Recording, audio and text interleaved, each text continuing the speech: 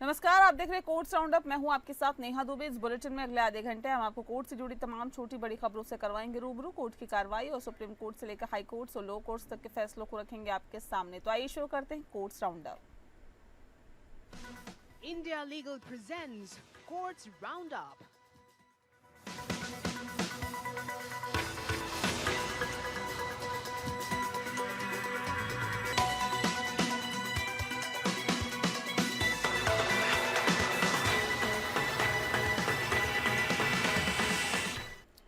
Supreme court ने stand up comedian समय रैना और 4 अन्य को दिव्यांगजनों के खिलाफ अपमानजनक टिप्पणी करने के लिए माफी मांगने का निर्देश दिया है। बता दें आपको कि सुप्रीम कोर्ट ने समय रैना और 4 अन्य स्टैंड अप कॉमेडियन को यूट्यूब और अन्य प्लेटफॉर्म पर माफी प्रकाशित करने का निर्देश दिया है।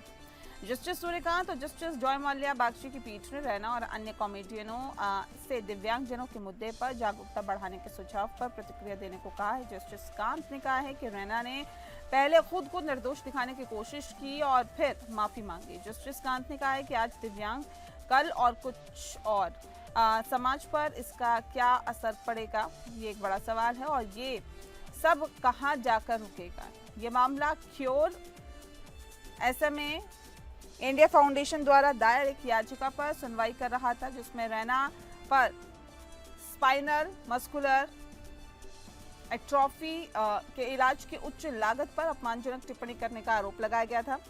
रैना पर एक दिव्यांगजन और व्यक्ति का मजाक उड़ाने का भी आरोप है। कोर्ट ने रैना और अन्य कॉमेडियनों से दिव्यांगजनों के मुद्दे पर जागरूकता बढ़ाने के सुझाव पर प्रतिक्रिया देने को कहा है। कोर्ट ने यह भी स्पष्ट कर दिया है कि जुर्माना या दंड का निर्णय बाद में लिया जाएगा। पिटिशनर की ओर से वरिष्ठ वकील अपराजिता सिंह ने कहा है कि इन प्रभावशाली लोगों को दिव्यांगजनों के मुद्दे पर जागरूकता बढ़ाने के लिए अपने मंच का उपयोग करना चाहिए। उन्होंने कहा कि इन प्रभावशाली लोगों की बातें मायने रखती है, इसलिए ये प्रभावशाली लोग इस मुद्दे को आगे बढ़ा सकते हैं और दिव्यांगजनों के अधिकारों की पैरवी कर सकते हैं।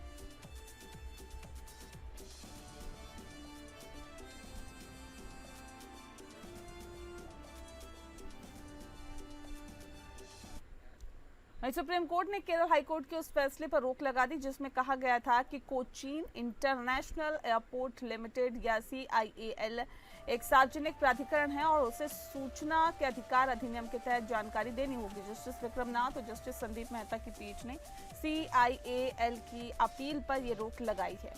केरल हाईकोर्ट ने अपने फैसले में कहा था कि CIAL एक सार्वजनिक प्राधिकरण है और साथ ही साथ उसे RTI एक्ट के तहत जानकारी देनी होगी। हाईकोर्ट ने कहा कि CIAL को अपने बोर्ड ऑफ डायरेक्टर में सरकारी अधिकारियों की उपस्थिति के कारण एक सरकारी निकाय माना जा सकता है।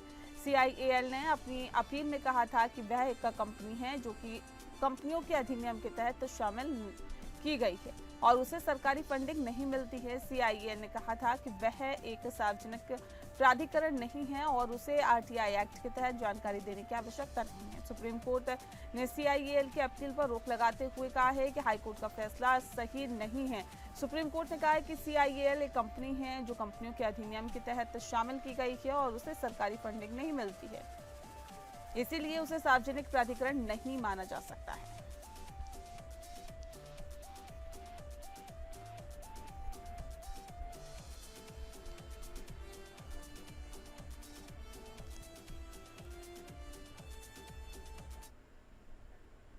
अगली खबर का रुख करते हैं। सुप्रीम कोर्ट ने CSDS के संजय कुमार के खिलाफ मामले पर रोक लगा दी है। सुप्रीम कोर्ट ने चुनाव विश्लेषक संजय कुमार के खिलाफ दर्ज FIR को रद्द करने की याचिका पर विचार करते हुए उन्हें अंतरिम राहत प्रदान की है। बता दें कि कुमार पर महाराष्ट्र में 2024 के लोकसभा और विधानसभा चुनावों के संबंध में गलत मतदाता डेटा साझा करने का आरोप लगाया गया था। संजय कुमार ने 17 अगस्त को 2 सोशल मीडिया पोस्ट किए थे जिसमें उन्होंने महाराष्ट्र के कुछ निर्वाचन क्षेत्रों में मतदाता डेटा की तुलना की थी और हालांकि बाद में उन्होंने स्वीकार किया कि उनके द्वारा साझा की गई जानकारी में त्रुटि थी और उन्होंने पोस्ट को हटा दिया और सार्वजनिक रूप से माफी मांगी है। इसके बावजूद उनके खिलाफ 2 FIR दर्ज की गई है। सुप्रीम कोर्ट ने कुमार की याचिका पर विचार करते हुए कहा कि नोटिस जारी किया जाता है, कार्रवाई पर रोक लगाई जाती है। कोर्ट ने कुमार के वकील की दलीलें सुनने के बाद ये आदेश पारित किया जिसमें कहा गया था कि कुमार एक उच्च सम्मानित व्यक्ति है और उन्होंने अपनी गलती के लिए माफी मांगी है और पोस्ट को हटा दिया है। कुमार ने अपनी याचिका में कहा है कि उन्होंने अपनी गलती के लिए माफी मांगी है और पोस्ट को हटा दिया है। इसके बावजूद उनके खिलाफ एफआईआर दर्ज की गई है। उन्होंने एफआईआर को रद्द करने की मांग की है और कहा है कि उन्होंने अपने काम के लिए परेशान किया जा रहा है।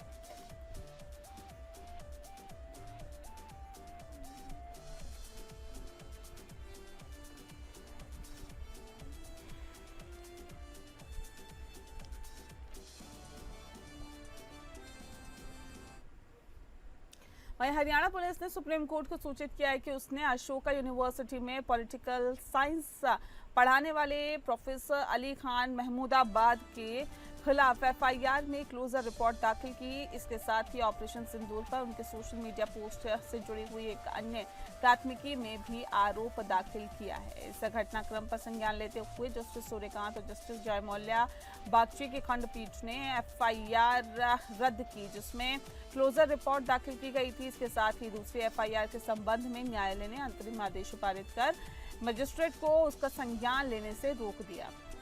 याचिकाकर्ता की ओर से सीनियर एडवोकेट कपिल सिब्बल ने खंडपीठ को बताया कि वे बेहद दुर्भाग्यपूर्ण हैं और पुलिस ने सोशल मीडिया पर की गई टिप्पणियों के लिए भारतीय न्याय संहिता की धारा 152 जो राष्ट्र की संप्रभुता पर हमला करने वाले अपराधों से संबंधित है, उसका इस्तेमाल किया है। सिब्बल ने आगे कहा है कि सुप्रीम कोर्ट अब बीएनएस की धारा 152 की संवैधानिकता की जांच कर रहा है।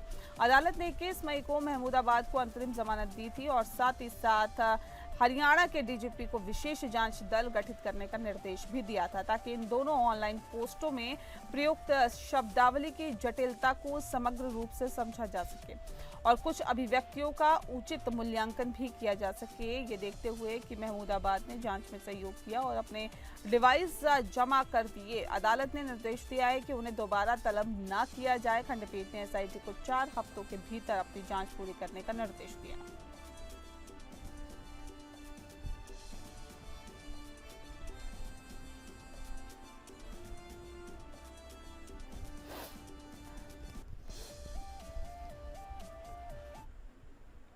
वहीं सुप्रीम कोर्ट ने रिट याचिका पर नोटिस जारी किया है, जिसमें आरोप लगाया गया है कि उत्तर प्रदेश बार काउंसिल वकीलों के एनरोलमेंट के दौरान प्रैक्टिस सर्टिफिकेट के नाम पर 14,000 रुपए वसूल रही है, जो कि गौरव कुमार बनाम यूनियन ऑफ इंडिया फैसले का उल्लंघन है। गौरव कुमार मामले में सुप्रीम कोर्ट ने स्पष्ट किया है कि बार काउंसिल वकीलों की एनरोलमेंट फीस एडवोकेट एक्ट 1961 की धारा 24 में निर्धारित सीमा से ज्यादा नहीं ले सकते हैं। धारा 24 के अनुसार सामान्य वर्ग के लिए एनरोलमेंट फीस 750 रुपए से ज्यादा नहीं हो सकती है, जबकि अनुसूचित जाति अनुसूचित जनजाति वर्ग के लिए ये सीमा 125 रुपए है। मामले का उल्लेख जब जस्टिस जेबी पारदीवाला और जस्टिस केवी विश्वनाथन के खंडपीठ के समक्ष किया गया, तो अदालत ने प्रारंभ में सवाल उठाया कि जब पहले ही इस मुद्दे पर निर्णय दिया जा चुका है, तो इस तरह की याचिकाएं बार बार क्यों दाखिल की जा रही है। याचिकाकर्ता दीपक यादव, जो स्वयं प्रैक्टिसिंग वकील हैं, उनके वकील ने बताया कि गौरव कुमार फैसले से पहले यूपी बार काउंसिल 16,500 रुपए एनरोलमेंट फीस के रूप में भी ले रही थी। हालांकि फैसले के बाद भी काउंसलिंग ने एनरोलमेंट फीस 750 रुपए तक सीमित करने के बजाय प्रैक्टिस सर्टिफिकेट के नाम पर 14,000 रुपए लेना जारी रखा। इस संबंध में यूपी बार काउंसिल का आधिकारिक पत्र भी अदालत के समक्ष प्रस्तुत किया गया। सुप्रीम कोर्ट ने कहा कि मुद्दा पहले ही गौरव कुमार के 30 जुलाई 2024 के फैसले से सुलझा लिया गया है। इसमें हमें 20 जुलाई 2025 का एक पत्र दिखाया गया, जो प्रथम दृष्टया हमारे पूर्व निर्देशों के प्रतिकूल है। नोटिस जारी किया जाता है। हाल ही में justice J B Pardiwala, justice R Mahadevan की खंडपीठ ने ये स्पष्ट किया है कि बार काउंसिल ऑफ इंडिया या राज्य बार काउंसिल एनरोलमेंट के लिए वैधानिक फीस से अधिक कोई वैकल्पिक फीस नहीं ले सकती है।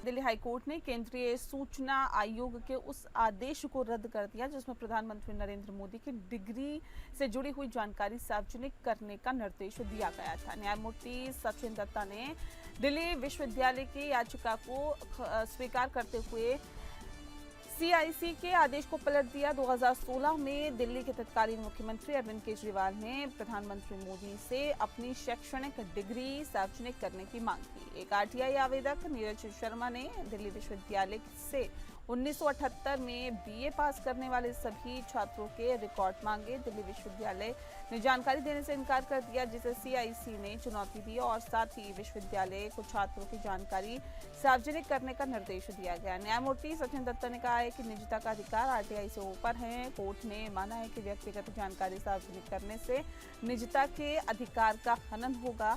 दिल्ली विश्वविद्यालय की दलील को स्वीकार करते हुए कहा कि छात्रों की जानकारी न्यासी क्षमता में रखी जाती है और इसे सार्वजनिक नहीं किया जा सकता है।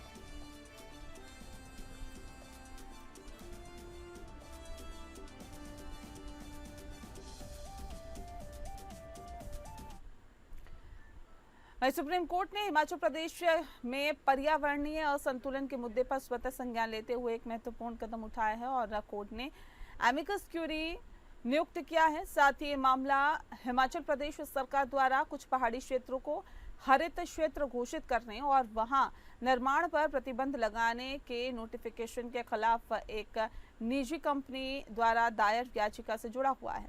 हाईकोर्ट ने याचिका को खारिज कर दिया था क्योंकि याचिकाकर्ता को संपत्ति पर कोई स्थापित अधिकार नहीं था। सुप्रीम कोर्ट ने हाईकोर्ट के फैसले को बरकरार रखते हुए पर्यावरण संरक्षण के उद्देश्यों को मान्यता दी। सुप्रीम कोर्ट ने हिमाचल प्रदेश में अनियंत्रित पर्यटन, जल विद्युत परियोजना, वनों की कटाई और अवैध निर्माण को पर्यावरणीय संकट के मुख्य कारणों में के रूप में चिन्हित किया है और कोर्ट ने राज्य सरकार को पर्यावरण संरक्षण के लिए ठोस कदम उठाने का निर्देश दिया है, जिसमें वैज्ञानिक तरीके से निर्माण और विकास परियोजनाओं को मंजूरी देना शामिल है। सुप्रीम कोर्ट ने इस मामले में सहायता के लिए एक एमिकस क्यूरी नियुक्त करने का फैसला लिया है, जो कोर्ट को पर्यावरणीय मुद्दे पर विशेषज्ञ सलाह प्रदान करेगा।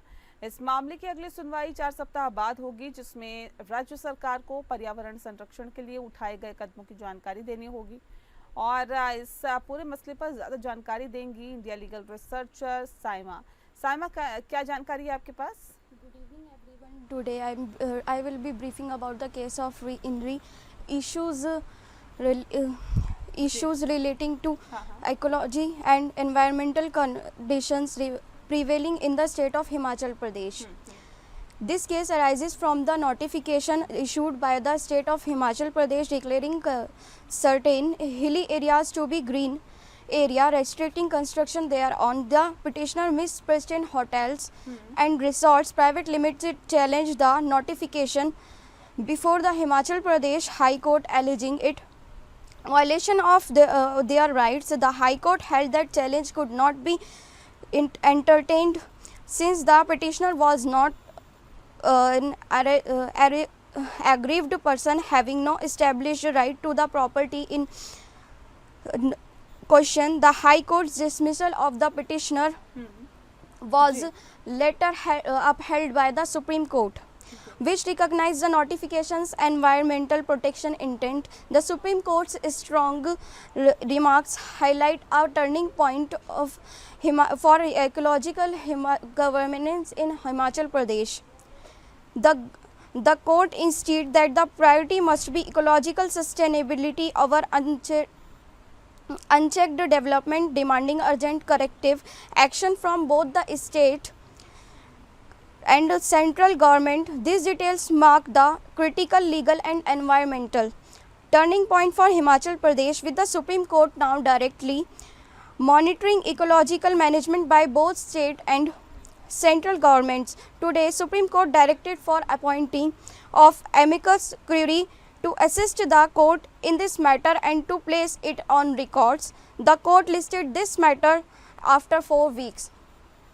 जी, बहुत शुक्रिया आपका साइमा हमारे साथ सीधे जुड़ने के लिए। और अब आइए इंडिया लीगल वेब रिपोर्टर से समझने की कोशिश करते हैं कि इरेटिवेबल ब्रेकडाउन ऑफ मैरिज क्या होता है।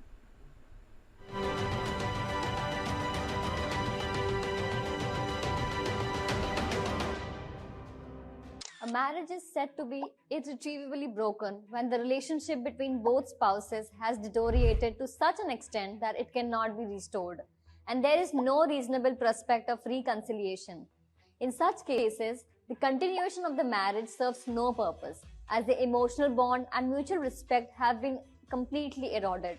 The Supreme Court of India, in the case of Silpa Shailesh versus Varun Srinivasan 2023, recognized the concept of irretrievable breakdown of marriage as a valid ground for divorce under its powers granted by Article 142 of the Indian Constitution, allowing it to dissolve a marriage even if the existing statutory grounds for divorce are not fully met.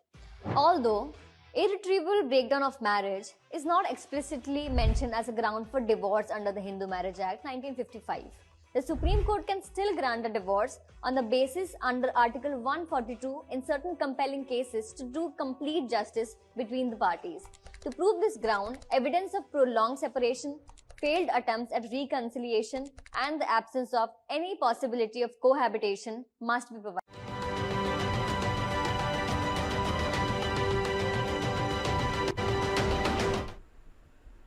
और इसी के साथ फिलहाल इस bulletin में इतना ही। नमस्कार। India Legal presents Courts Roundup.